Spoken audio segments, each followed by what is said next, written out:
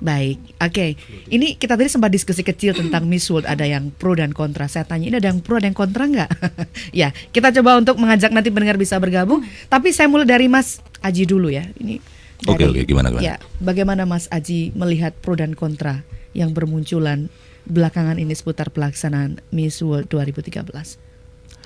Saya rasa masyarakat kita, terutama di pihak-pihak tertentu yang ngotot untuk acara ini tidak dilaksanakan. Saya pikir mereka saking ngototnya sehingga sepertinya penyelenggara tidak perlu membayar mahal-mahal untuk promosi ya. Jadi ini malah promosi sebenarnya. Akhirnya promosi gratis itu. Oke. Secara pribadi, ini kalau secara pribadi, untungnya saya kan diposisikan sebagai seniman, jadi bebas untuk bicara secara pribadi ya. Baik. Secara pribadi saya nggak pernah suka dengan ajang pemilihan putri ini, putri itu, miss ini, miss itu. Kenapa?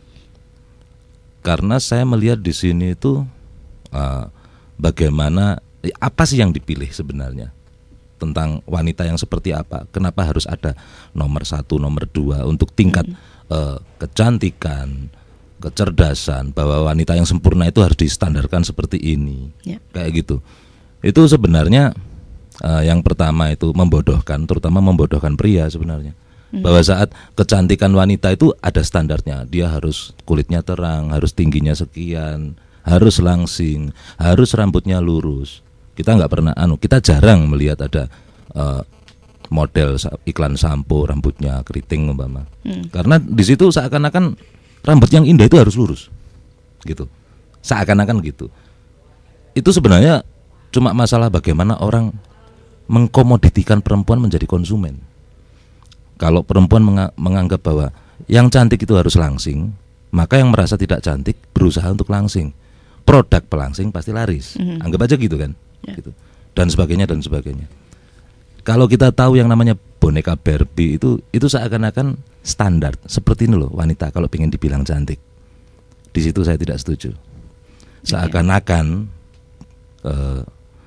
pria itu adalah makhluk yang cukup idiot sehingga untuk memastikan bahwa lawan jenisnya itu menarik atau tidak harus ada standarnya. Sekalian aja dibikin SNI-nya gitu aja gitu. Itu secara pribadi saya tentang pemilihan. Jadi saya sebenarnya tidak pernah tertarik. Saya tertarik hanya gara-gara justru pada saat orang ngebet untuk melarang, menolak gitu. Apalagi atas dasar moralitas. Karena akhirnya terjadi pro kontra. Dilaksanakan di Bali. Bali adalah yang mayoritas non muslim ya, di sini Hindu gitu. Bali income masyarakatnya mayoritas adalah aspek sektor pariwisata gitu.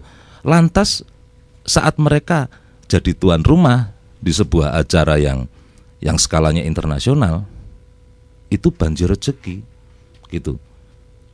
Jadi kalau mereka punya lapak ya laku, apapun jadi duit gitu, itu jadi rezeki.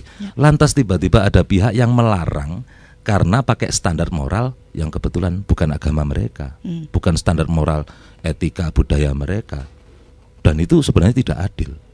Akhirnya kita melihat dari sisi itunya. Jadi secara pribadi saya bukan kalangan yang tertarik dengan miss apa gitu. Tapi saya justru semakin tidak setuju saat ini dipaksakan untuk dilarang dengan keputusan sepihak tanpa melihat kepentingan-kepentingan yang lain. Itu kalau menurut saya. Baik, saya bergeser